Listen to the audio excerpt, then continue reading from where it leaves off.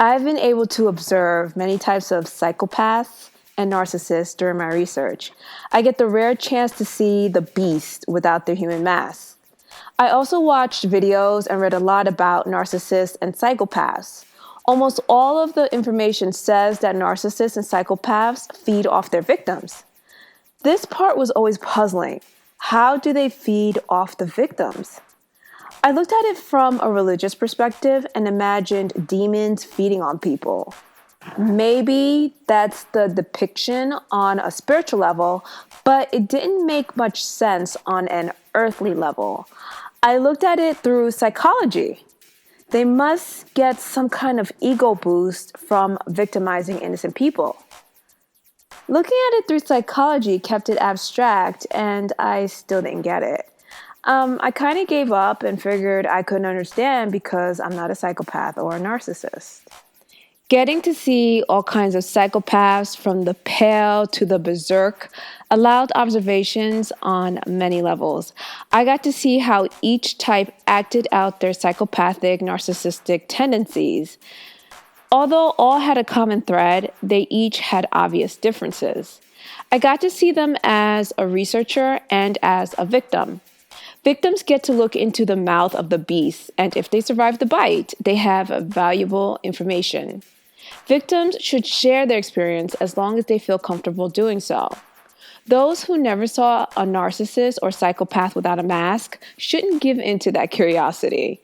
They are very dangerous people, especially extreme psychopaths. Gang stalkers are extreme psychopaths and herd hunters. So pissing off one of them means that a herd of psychopaths will turn against you. This isn't to scare you off from finding out more, it's to warn you about deliberately trying to see psychopaths and narcissists without a mask. If you don't find yourself in a situation to see these types without a mask, don't put yourself in a situation to see these types without a mask. It's like swimming with a bleeding wound in an ocean full of hungry sharks. Don't do it.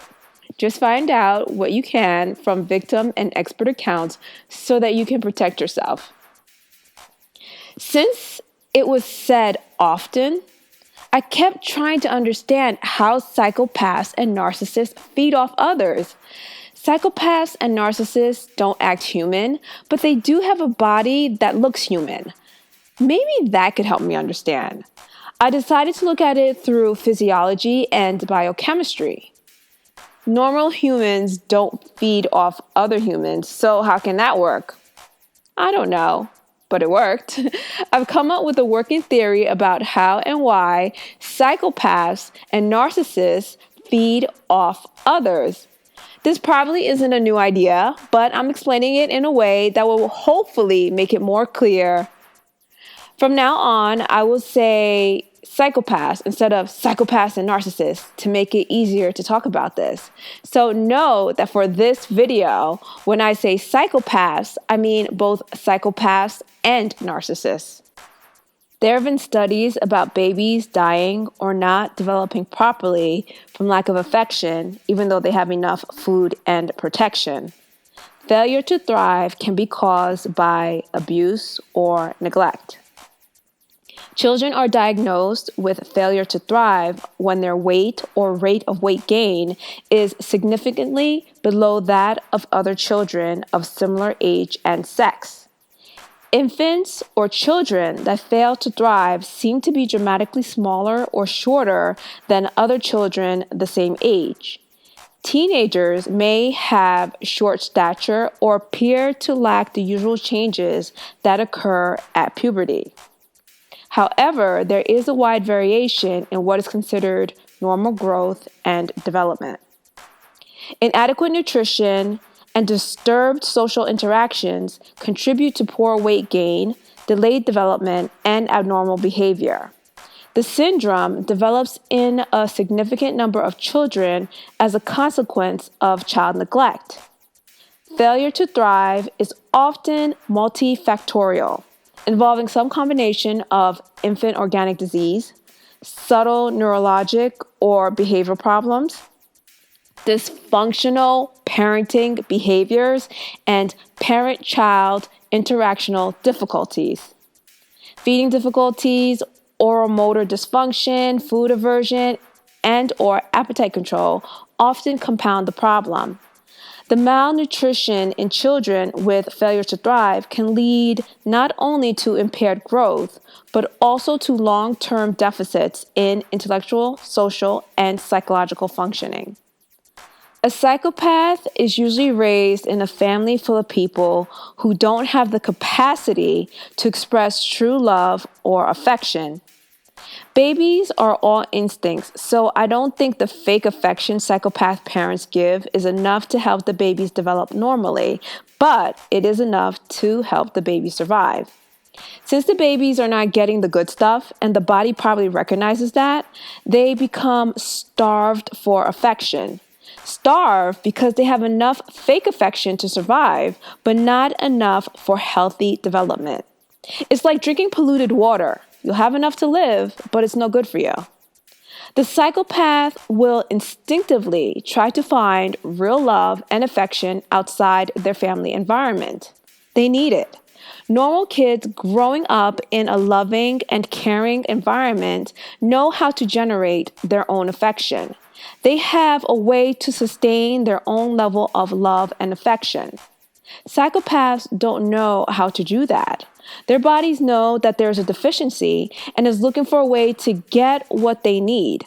Since they don't have enough love in them and don't know how to generate that, they go looking for it outside themselves.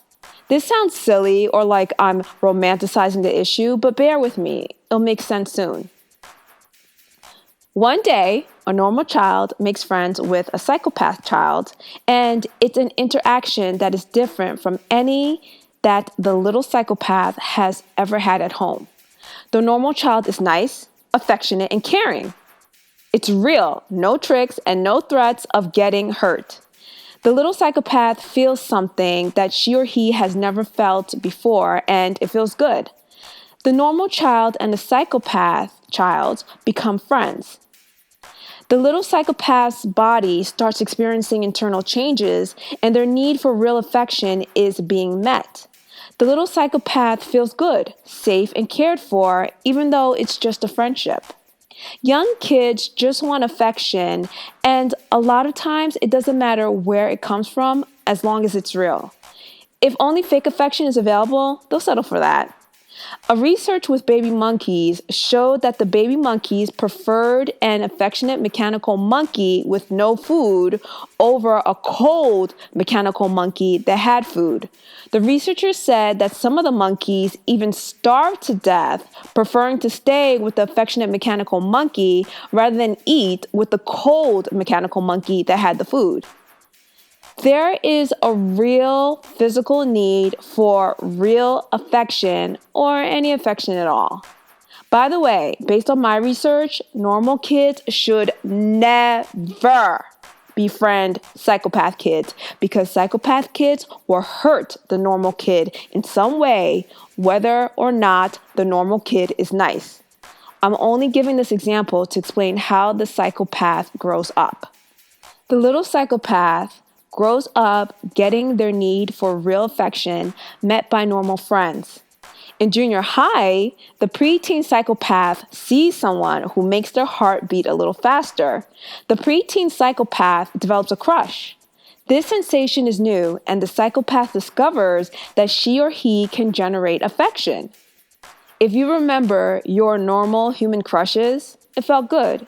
Even if nothing happened. You were happy just to see or talk to your crush. You often told your friends or kept the crush to yourself because rejection from the object of your affection would hurt.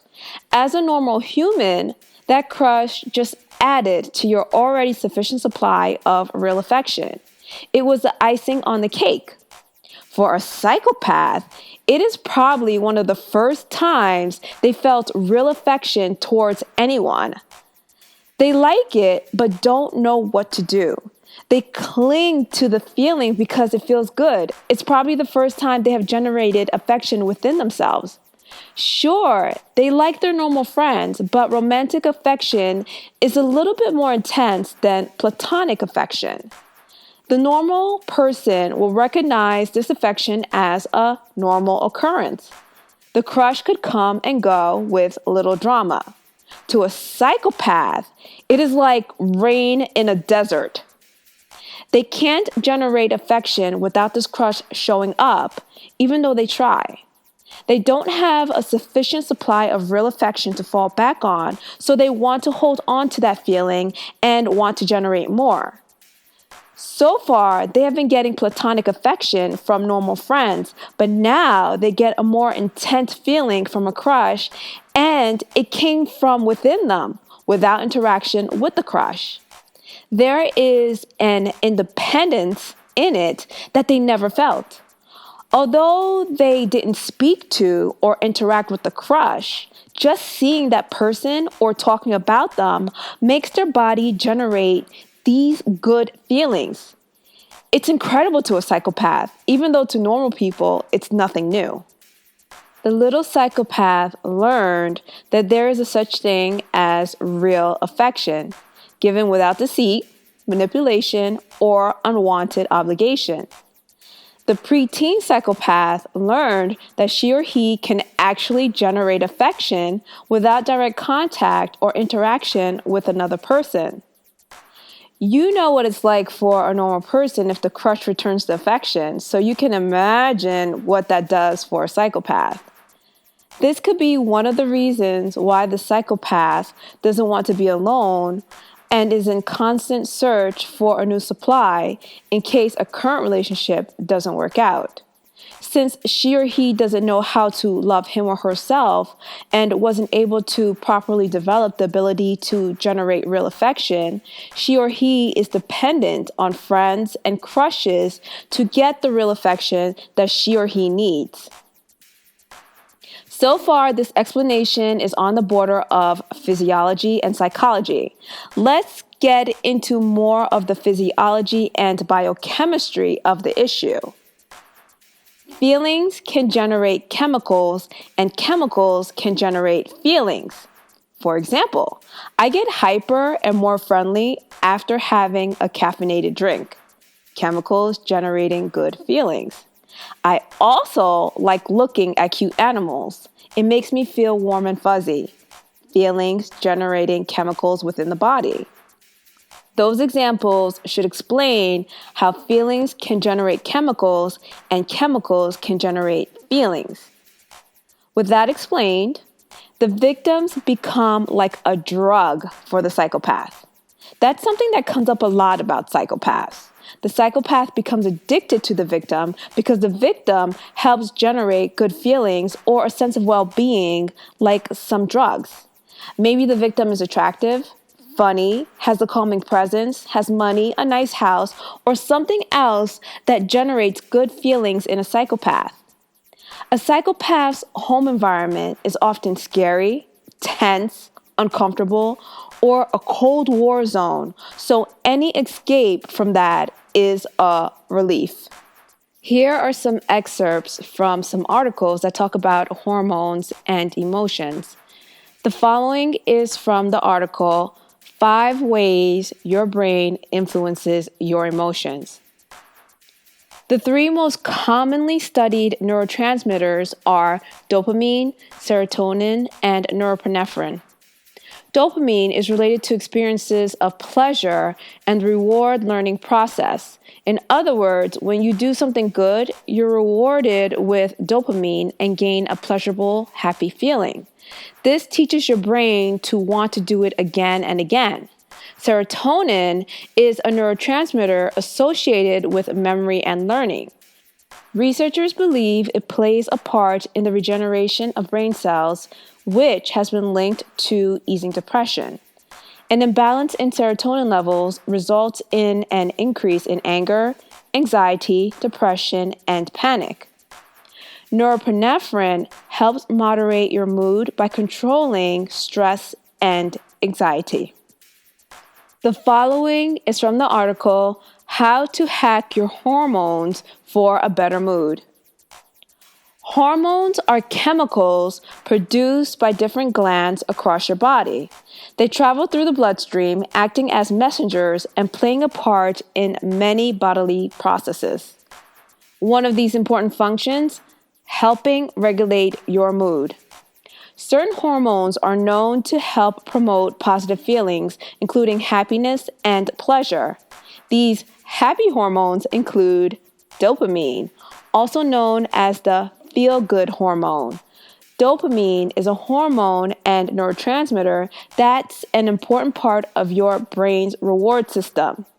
Dopamine is associated with pleasurable sensations along with learning, memory, motor system function, and more. Serotonin. This hormone and neurotransmitter helps regulate your mood as well as your sleep, appetite, digestion, learning ability, and memory.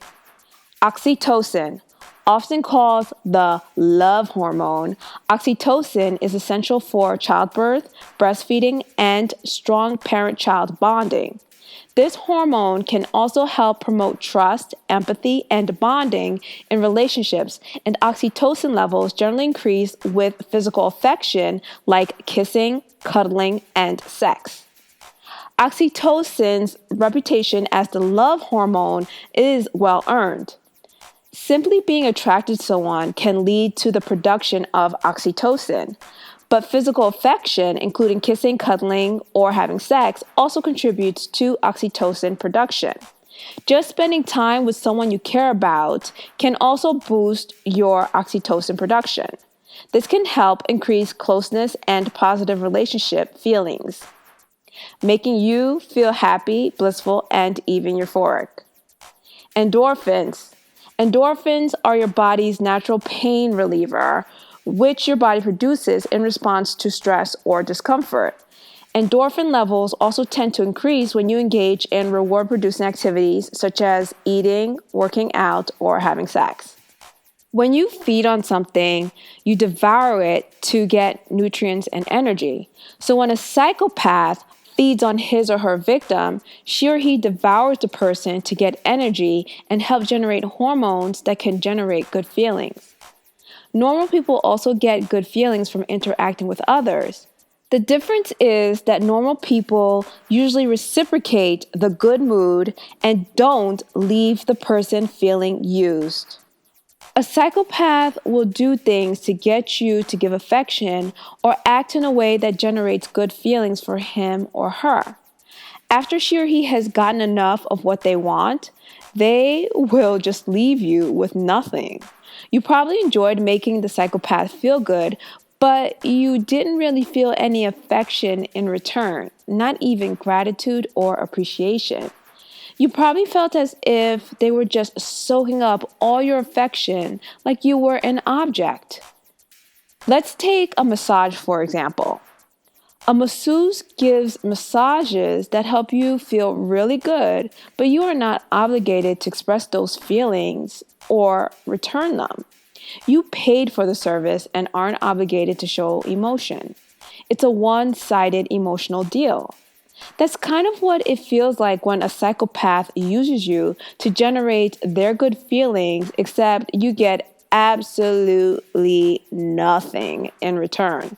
You will be used until you can't give any more real affection. They don't even want the fake stuff, and when you start faking it, they will start to discard you. That's my explanation on how narcissists and psychopaths feed off you, then discard you, just like you eat a pizza and discard the leftovers. As they're maturing, a normal person has interactions and relationships that help their body develop a constant supply of these hormones and can independently generate them when needed. A psychopath doesn't really grow up in a nurturing environment that helps their bodies develop these capabilities. So, a psychopath gets help generating good feelings by being around normal friends and being in a relationship with real affection. Remember that fake affection is what the psychopath is used to. That's why psychopath prefers interactions with normal people. With normal people, if there is affection, it's real. unlike when psychopaths interact with other psychopaths or their dysfunctional families. That's why they target kind, loving, and caring people. The more loving and affectionate you are, the more a psychopath will go after you to feed off of you because you help them generate those good feelings that they can't generate on their own. Psychopaths don't learn how to treat others nicely. I think all children are born affectionate. The psychopath parent knows that and probably fed on their child's affection without giving any real affection in return. Remember that babies usually help generate good feelings. The psychopath parent treated the baby psychopath like an object that generates good feelings and gets them attention. The psychopath learns that this is how relationships should be and this is how to get affection. Use it up and get a new supply. They don't know about returning affection and how that can help sustain or grow affection. That is beyond their understanding and experience. Any affection a psychopath gives will be fake and deceptive, like their psychopath parents' affection. For the record, this could be their biological parents, adoptive parents, or a caregiver. It's whoever the psychopath child was dependent on. Okay, that's my final answer for now. As I get more info, that could change, but this helped me understand a bit more about how a psychopath or narcissist could feed off a victim. It's like watching a video that makes you happy or drinking a soda. You get your thrill and walk away. It's disgusting to treat someone like that, but that's how the psychopaths and narcissists have relationships, whether professional, platonic, or romantic. I hope this helps clarify things and helps you think of ways to protect yourself against narcissists and psychopaths.